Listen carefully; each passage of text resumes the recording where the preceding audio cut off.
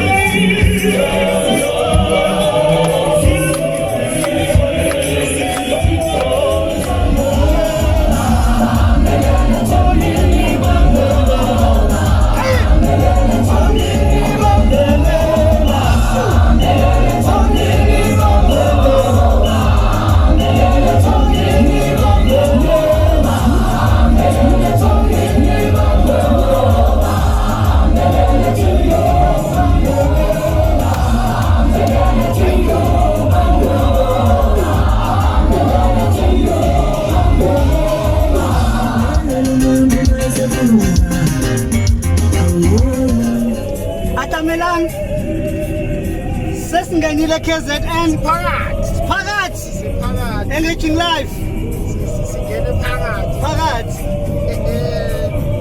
Pastor Chris, tell me so far the journey. Ungathini ngayo The nje? journey of Engaging Life. Yeah. And changing people's mindset. Yeah. What about Engaging Life and then the mindset change. Yeah. Through music, Through music. Appreciating our African sound. Indeed. It's a great thing. So, siphakathi. Sesiphakathi sidabula lapha somewhere. Sisitala lapha emathunjini omhlaba. All I can say is we somewhere kuphi la Siphingo. I think sisiphingo. Mara siyadabula lapho. Crossing over. Khona siyakhona. Khona lapha siyakhona. Siyadlula nje Siphingo. Lalala. Khona into ehlekisho uPastor Chris makavala. ngicina ngalawo mazwi Pastor Chris. Let the spirit flow upon the face of the deep. Let the spirit flow upon the face of the deep. Ungagadisi into encane. Sesifikile la kwi-unknown location, but I'm not the one who will reveal. Yeah, see engaging live. We are players. Please, ukuthi sibe nomholi ngapha. Yeah. Indoda efesithela. Okhula kamnandi. Akamoshi. Yeah. Balaleli be-engaging live. Nangumholi. Siyabonga abazalwane sesihambe safika eThekwini besilokhu sithembisa ukuthi siyeza. Sethekwini Sigalelekile na umcimbi uyaqhubeka siqalile izolo siyaqhubeka namhlanje siyaqhubeka kusasa kuzobe kumnandi kanje siyabonga amen uNkulunkulu anibusise. So silana si-engaging live. Unani sikuphi? Lana size eThekwini simenyiwe. Okay. KZN yathi nonke eGoli Swaziland eMpumalanga hlanganani nathi sibungaze lo suku lolu lwenkomfa yabasha. Okay. Okay. Yeah, ngizwela sizele iconference yabasha Sise kuphi nendawo la? Sise Winspray. Winspray ibandla Believers in Christ soloke siyenza njalo ama segment till nithole yonke information. Ya kunjalo sise KZN eThekwini egagasela impela kodwa ke sila sizoqinisa intsha. Manzi Mtoti. Ukuthi Manzi Mtoti. Emanzi Mtoti. Sisaba ne first 10 ecula kahle. Yeah, nisazomuzwa Hallelujah. For now, I guess we beach nasobhukuda. We back again Ingoni FM izwi labantu engaging live. Sisanawe sihleli kulolu hlelo. We are having again one of the leaders zakule organization ye-Believers in Christ njengoba sila ku-youth conference yale organization uzozazisa ukuthi ubani and what post does she hold, and just to put us through to program namhlanje. My leader Ngani Malila? Saphila mama. Siyaphila. Mina ngumpriest uhleniwe. Leading a branch at Ridgeville under ibandla Believers in Christ, and also leading a youth at Ridgeville. Okay. Since in Logan Figile, we can feel the vibe, we can see the whole youth, Believers in Christ. We see one heart, we see one peace, we see the love that you're sharing. So just put us through which Job and Logan prepare the engagements which you did and the disadvantages which you learned from. Maybe put us through which the challenge and for this such a tremendous event. Yeah. I think into is towards the preparations of this event was to engage prior with youth individuals, having like fun walks, having prize, and then having like ongoing online or meetings. Sikhuluma nje to get to know each other well ngoba sizama ukubreak this ice ukuthi masifike ebhasini man nalawo masifike ecampini kungabi nzima, because what we're trying to actually create nje la believers ukuthi i-youth si break that thing ukuthi youth ayizwani iyodwa. So in Christ simunye, so we want to maintain that singa preach but we live it. Njoba nibona, I think ngibonile ukuthi I think kuyaqhawulana kuyahagana throughout the way, siyaqhawulana siyahagana. It's brotherly and sisterly love nje injalo, and then the support that we're also getting from abantu abadala and the older leadership yala ebandleni. As I say, youth, we are very, very much lucky to have abantu abafana nalabo. Masithi sicela ukuye eparkini bathi khulumani nifuna ukuba sithi hayi siyohlangana just to encourage and get to know each other better before sihamba. It wasn't difficult to gel in uma sesila. No, one of the things engibonile mina yenza camouflage. Camouflage. Okay. Abantu bayazi ukuthi makuthiwa camouflage ungadideki. Yeah. Should khipha ikhono lakho now. Ikhono lakho. It's embracing other churches in one church. Okay. And there's a reason why we camouflage. Ngiyambona ufakile mama camouflage benikhuleka, belingene umkhuleko. Isizayoni ekugcineni ngakho konke bazalwane siyindlu kaZayoni yokuthandaza. After i-chorus and the glitz and glamour that you guys still gonna see, siwuZayoni, so yila inkambo kaZayoni ikhona. So ucamouflage actually amasotsha. Icamouflage isho ukuthi imala noma ngabe imuphi, as long as it's church related, akekho ongayazi umthungo waseZayoni.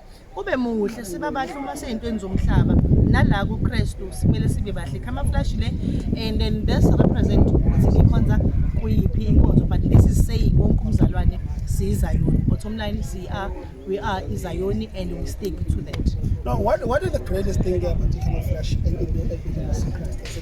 Make sure ifaka nentambo yakho. Okay. Yeah, ungafaki nje vele nje ugqwala into. Simele sikwazi ukurecognize ukuthi kena ula space set, and I love the way it's going ngakhona umthulo wakho clean sibonga kakhulu namazipho clean, everything is clean. Yeah. I-level iphakeme kakhulu uday 2 Day 2 sisa ku day 3. sasa uday 3. Last message for youth yase Believers in Christ nomlaleli weingone FM ku-Engaging Life ungabathulela yona. Wonke amasonto esikhonza kona in general, wonke angakaKristu. As much as Believers is one of those bigger churches, but nalawo khona uNkulunkulu uyathandazela. Here in Believers in Christ sishumayela ivangeli lokusindiswa, sishumayela ivangeli lobunye, sishumayela ivangeli lokuthandana nokubekezelelana endleleni. Sicela ukuthi singakhathali towards each other, and then also sazi ukuthi sisenkonzweni siyakhonza. Regardless of everything, let us stick into the fact ukuthi sina siyakhonza singabantwana bakaNkulunkulu. No, sibonga kakhulu sisazokubona futhi ngoba sisasekhona nawe lana. Fashion show. Fashion show, yeah, sisana fashion show. Konke kukhona. La Believers in Christ, Engaging Life izobe khona live. Ningakhohlwa, go to Facebook page, go to our Instagram, all our platforms. Nizosithola khona. Bathini konje lapha yana. Bathe hamba nathi thina sithi nizosithola khona kuwonke ama platform Engaging Life. Engaging Life. Yeah, sibuyile futhi as you had before, sila Believers in Christ kwi-youth conference yakhona, annual Good Friday youth conference. Yeah. Annual youth conference Believers in Christ. We're having one of a committee member. Zazise babu bani? Umelusilo igama wasibaya ebandleni ngiseva as i-global head of spiritual desk. Njengoba sila siphuma ku-session manje ebizwa ngokuthi healing session. One of ama-pillars Believers in Christ thandaza ibandla nakhule kakhulu ekuthandazeni bethizwayo ukho konke sikwenzayo besingeke sikwazi ukuthi sibuyele emuva singathandazanga. Okay. Now, one of the greatest thing about the church is it's always founded about through prayer. Through prayer, yes. They just been in a prayer right now. What was the prayer like? My prayer line Benwenza, our prayer segment, can tell us a lot. Today, ikakhulukazi our prayer points bekunto esiyithathela lapha ku Philippi 4 verse 6 la ethi khona icelo zenu zonke mazaziwe nguye through petition, through supplication, through prayers and thanksgiving. So we were doing that. Thandazeke kakhulu abazalwane ngifuna uqabamanga bayabuya balethe feedback positive kakhulu kunezinto ezehlile masiqedwe ukuthandaza kunemithwalo ehlile kuwo. No, that's good. But now we are committee. You're planning for this event. Time management is always a problem. Yes. What was the strategy to keep time even program for this Good Friday since time?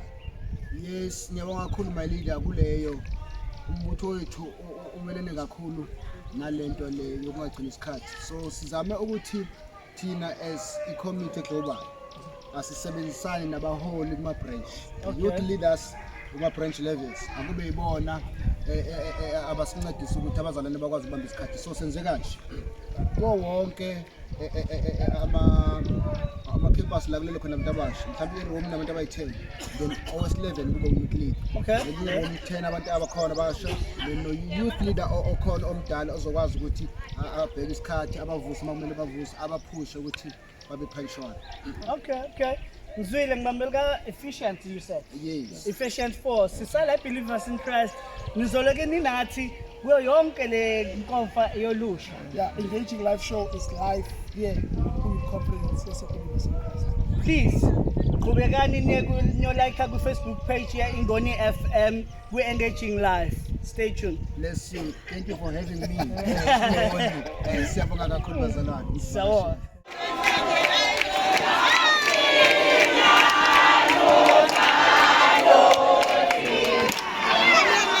Yes, we're back against Nomholi Regina KZN. As you know, good to see engaging live in Ngoni FM. Sila believers in Christ. We KZN reaching Mholi. Sicela wazisa abalaleli nabathandi be-engaging live kwingoni FM ukuthi Mholi ubani oyini ebandleni lase believers in Christ. And then isibizeleni la engaging live.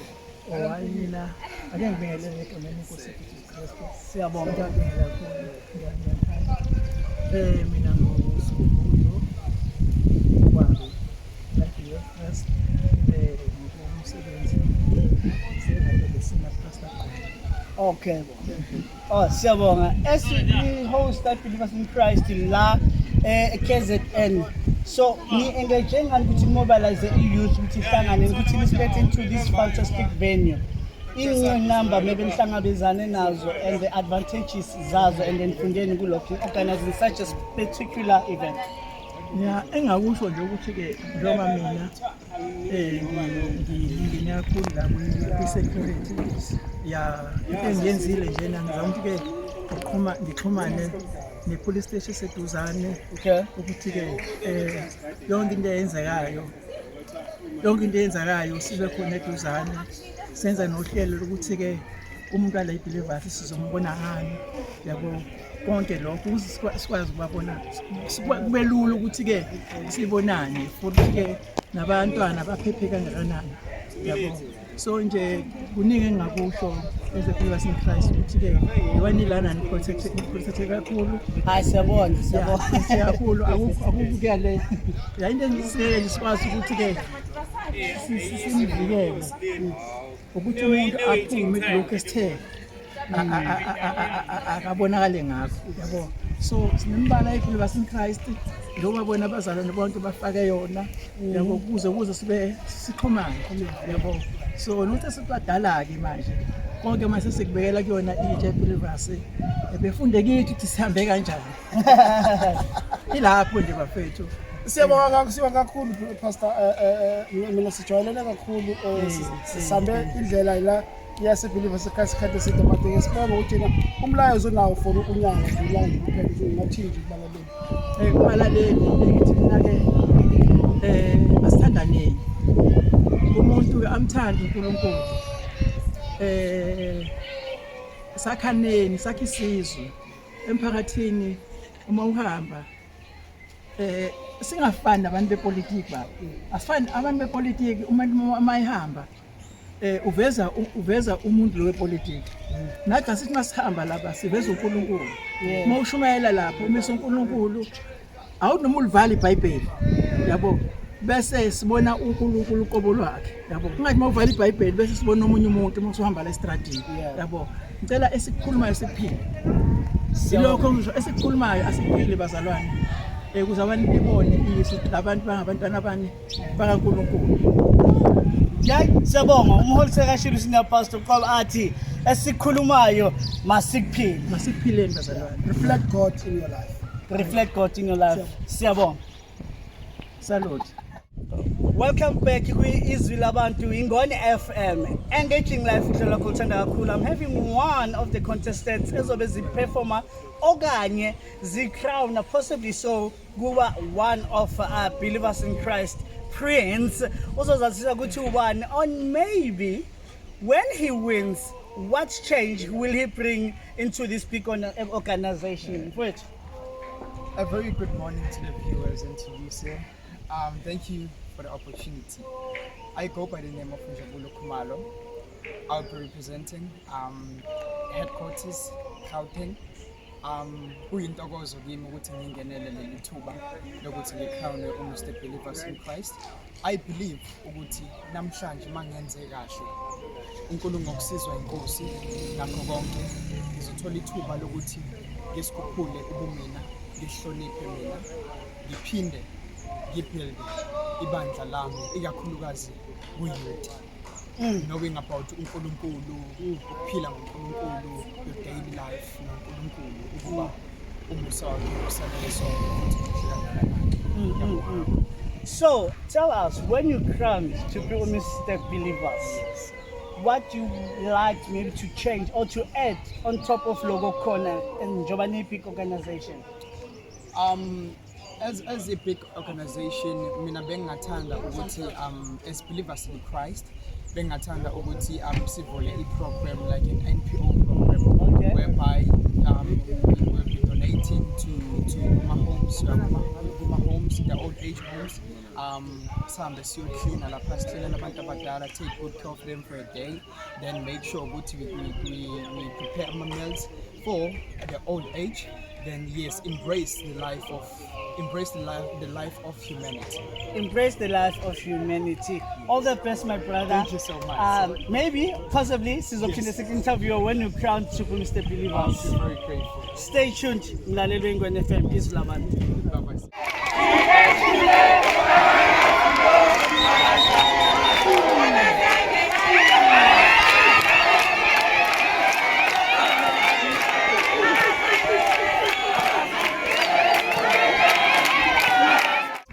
Engaging live radio station yethu or ishow yethu eNgoni FM radio station. Mamela, one of the pillars believers in Christ is Pastor Mata. Abantu mele bafite izwi bangazi kwi conference akusitrip phela, but they must be fit spiritually. Okay. We have a young spiritual leader in front of us.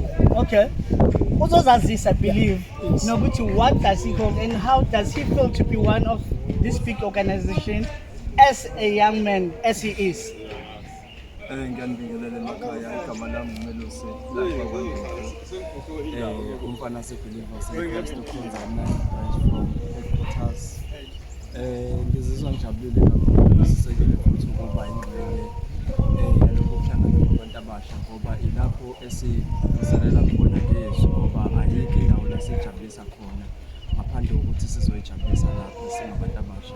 Intokozo yethu ngeNkosi uJesu. Amen. So one of the messages maybe ungadlulisa kumlaleli weNgoni FM Izwi Labantu engaging life. As long as you are eliphi izwi okanye the message you can convey to you. Izwi engingalidlulisela kubantu abasha ukuthi akukho okungadluli, asikho isimo esingadluli, ayikho imvula ena ingani. So ngazo zonke izikhathi nanoma ngathi udlula kuyiphi kusiphi isimo, leso simo leso siyadlula uma ithemba lakho ulibeke kuJesu Kristu. Sithi sihlabelele siyabahlabelela lapha ekhaya, akudingwa nasibani ngoba uJesu yilanga futhi bonke abakholwa kuye bayokhanyisa okwabilanga.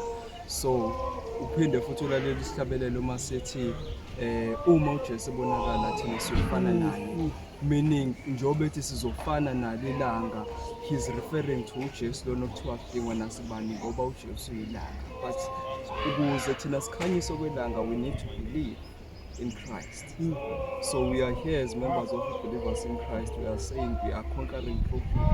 Yesterday we were talking about conquering through Him. City asingayisusi isekele zabekwa yesterday because we are going back to the basics. So in order for us to conquer, we need Christ. Without Christ, we cannot conquer. So ukhona konke ngithi asikho isimo esingadluli, izwe engizovala ngalo lisencwadini yabaseKorinte lesibili sahluko sesibili iverse 14 ithi makabonge uJehova usihola njalo esiholele odwendweni lokunqoba, okusho ukuthi uNkulunkulu akasiholi sometimes but njalo usiholele odwendweni lokunqoba noma isiphi isimo kusona usona leso simo leso sinzima kangakanani uNkulunkulu uzokholela odwendweni lokunqoba. NakwaIsrayeli wenza njalo, nakuJehoshaphat wenza njalo, nakuJoshua wenza njalo, nakuMoses wenza njalo, nakuthina kulesi sizukulwane sizothi lokho kwakukhona emandulo kusekhona nakuthina. Lokho kwakukhona emandulo kusekhona nakuthina. Yeah, ngiyalithanda leli because ulwandle waliphakamisa, usaliphakamisa namhlanje. Yazini, stay tuned. Sizoloke nje sinidonsela bona kancane kancane. Ningakhohlwa sinabo till the last day. Welcome back kwi-Ngoni FM Izwi Labantu kuhlelo lakho engaging life. Silana na one of our leaders okanye one of the president zale organization Believers in Christ. As you all know, which we are here as we conference yolusha. Yeah, no, Ngoni FM esheshi bathola aba home. Yeah. You know who are in charge of all the events. So senza ukuthi sidonsa the actual hate The actual from hate. the HQ offices. Yeah, uzozisho ukuthi ubani hold I post umholi wethu. Yes, welcome. Siyabonga sanibonani. Hey, nasibamba siphume ekuthandazeni. But again, this is life. That's what we're talking about. Igama uHalalisani wakwaZikhulu. Oyi-caretaker yabantu abasha.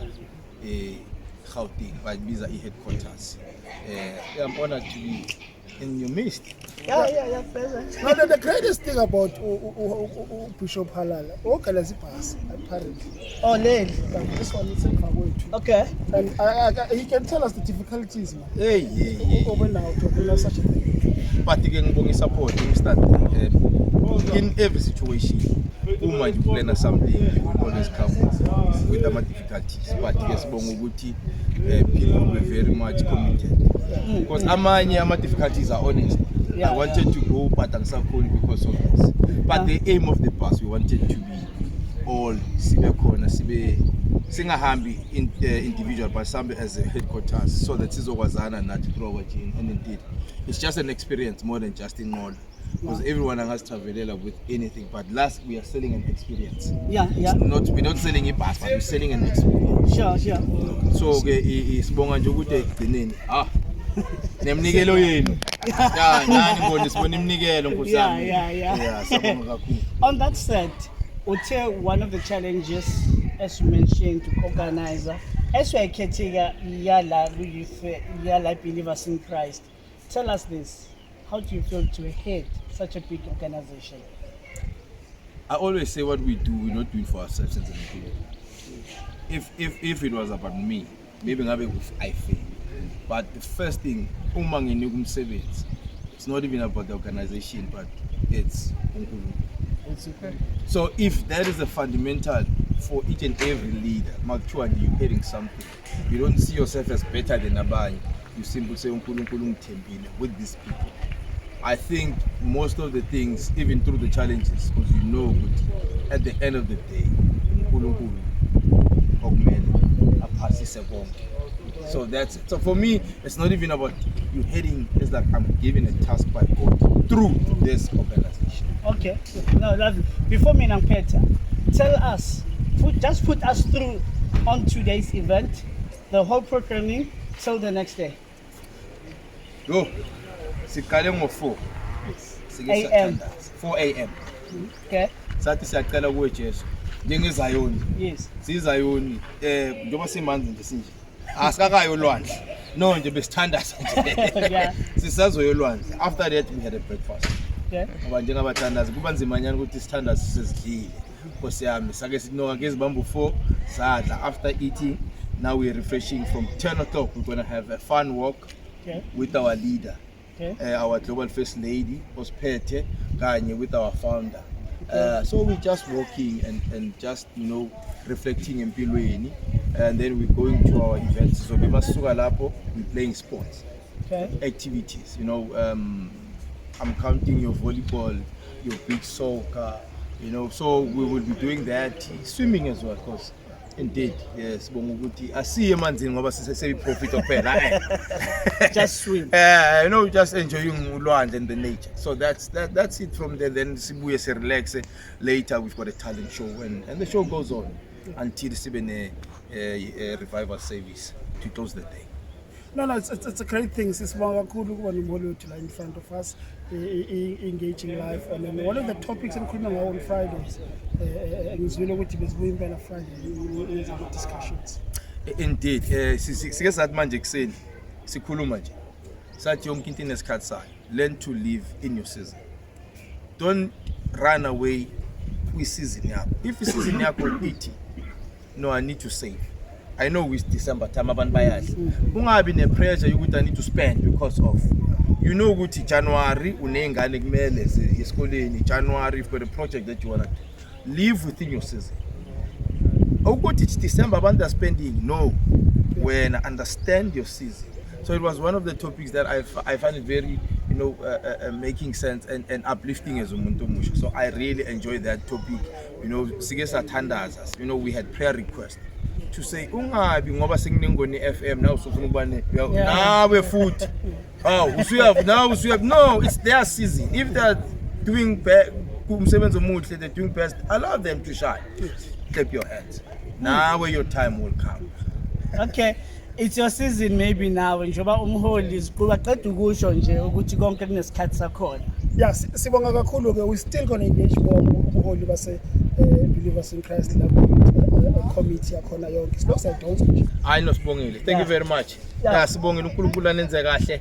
Yeah, sizobonana le walk. Yeah, walk. Stay tuned. We are here again. Seven number 2 beautiful things. Bala, you represent the beautiful people.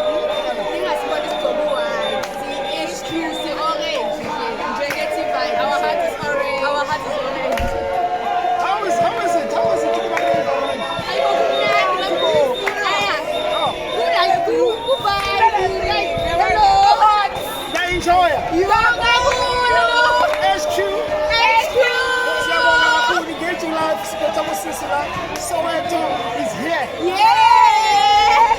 And it's up on the crowd. Yes! Welcome again, Ingoni FM Izwi Labantu, we're engaging love. As you can see, the background from over here, all around. That's what we came for here. That's what we're experiencing, the mood, the vibe. You can see for yourself today. They are enjoying in youth, they are here to embrace the PIC. Yeah, I think it's different colors. The yellow is KZN. Okay. Orange is HQ Johannesburg. Okay. And then the green one is Swaziland, Mpumalanga. Okay. So meaning we have in 3 colors, which is Joburg, orange, green, it's in Mpumalanga. Then yellow, you said KZN. White is white is Swaziland. Oh, white is Swaziland, green is Mpumalanga, orange is the headquarters, which is the Joburg. Then the green one, the yellow one, is Coast. So yeah, you all remember that again, the vibe, it's buzzing. Yeah, we are here right now, it's hot here, so yeah.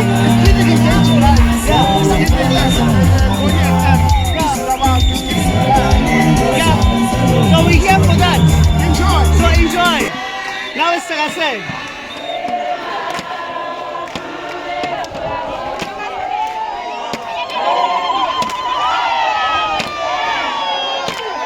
Welcome back again, Ingoni FM Izwi Labantu, engaging live. We are having one of the leaders, Zalai PIC, with youth. Also got this whole little one, and what post does he hold? La APIC, as before we mentioned, the vibe, it's buzzing, and as you can see, one people we are enjoying, even the first lady, you can see now, she's in the mood, so we're gonna talk to Umholi, ask her briefly. Ngiyabingelela isenior pastor uBongani kaMzimela Global Chairperson we-youth. Njengamanje we are in the middle of our event. We are about to take a walk as regions. Siyabonakala ngamakhala sizohamba olwandle walking with ugogo nomkhulu for about 1 kilometer. So it's just going to be a fun event. The region is showing its colors. We are dancing and having fun. We are building unity. We are meeting for the first time, meeting together for the first time. So as we walk, we engage, we're keeping the body fit while we're keeping the spirit fit. What you are doing is amazing. So it's walking, getting to know each other, and at the same time, physically fit. Listen, we can't wait. I for one, I have to join the headquarters. I'll be orange. We're gonna take a walk. I'm asking up my co-host here. I'm Zulu, so I might go yellow. Oh, you'll be yellow. I'll be orange. So again, go to our social platforms. Go to our Facebook, Instagram. That's where you'll find us. Lalelani, Sisala, Kezigan. We headquarter. Yes, PIC, I believe. Not Togotela. We just host that. Let's host that Togotela. Yeah. Listen. We are okay. Yeah. We're enjoying. Listen, we're going to walk in the bike.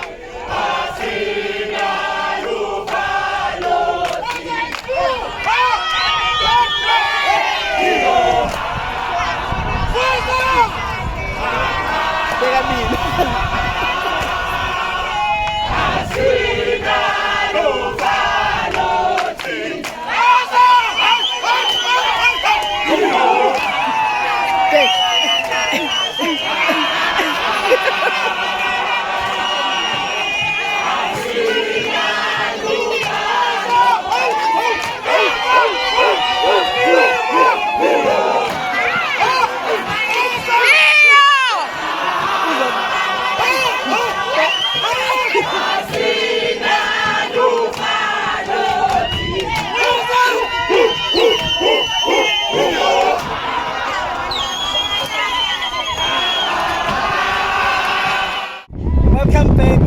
Ingwanya FM izwi abantu kulohlelo oluthandayo mlaleli wami i-engaging one of the senior leaders, should I say senior bishops, the believers in Christ. As we know that we are here celebrating youth, yes, BIC, since it's their conference, we'll let you know what the new strategies and what the new the youth of the BIC is embarking on since Sizwile Umpati Olusha Ati. There are so many things which they're about to do, like the fashion show today. Mama Wami, Stella Ubinelele Abalaleli Nabathandi Bahlele Engaging Life bawachaza ubani umama oyine believers, and what are we doing here since Singapore Beach celebrating youth? Sanibona balaleli baIngoni FM sabona uNkulunkulu ukuthi sibe nani namhlanje eDurban sisemanzi Mtoti balaleli baIngoni FM sise youth asebelievers in Christ umntwana uMthandazi Mtendala yasebelievers in Christ yayithi laba abanikazi bomcimbi kahle kahle silanga lesigameko namhlanje la sizo celebrate khona youth conference ye-Believers in Christ sibalana njalo ngonyaka makuphela unyaka sivala nje ngale bhenge ukuthi sibe la njengabantu abasha bonke be-Believers in Christ la sina eSwatini Kingdom ikhona nayithelekile ngebhasi kwafika nayo Mpumalanga nayo yatheleka balaleli ne-KZN nayo ikhona sila sibuyo kodwa nje ekuyamangaza ize ngama-quantum with like nje all means of transport bafikile singahlala kanjani thina be-HQ singathelekanga ngebhasi salandela nangeyimoto abanye bafika ini ntoni like sigcwele singama-colours ahlukene sibamba ama-colours sibamba lento ye-theme masihlangane sizokhona ukubonakala ukuthi yabona nansi Swaziland ikhona ize ngo-green wayo uma uyibonile thina sivela sithi orange si-HQ and kuvele yes Gauteng yona ithi orange kuvele i-KZN yona ithi yellow and then bese kuzoba impumalanga ibe white balapho ke bazona sizoba nje nalento yokuhlangana njengabantu abasha sizomenglisha sisonke sisebukhoneni benkosi no uNkulunkulu uhambe nathi ke unyaka wonke wasenzela umusa bazalwane kuyiqiniso ukuthi you have been through a lot kodwa ke la sisonke sizothi nje hey baba if bengasiwe ngabe lento ayihambanga yaze kufika la so sizovala ke singabantu abasha sizothi kuyo le festive season kodwa sizothi uNkulunkulu sesemuhle uNkulunkulu seseyinkosi asivali ke kodwa ukukhonza sizoqhubeka nje sikhonze njengebandla bazalwane kodwa namhlanje event izothi nje bantu abasha sizophakamisa uNkulunkulu simbonge sidlala you know sithintana ngendlela ehlukene ama games ahlukahlukene eBish thank you yeah no ingone FM sibasisho siphethe nje yeah umuntu oyaziyo ukuphatha abantu abasha baphatha kanjani ushilo uthi intendala yes kodwa ma spiritual journey for young person ngathini kodwa for spiritual journey for young person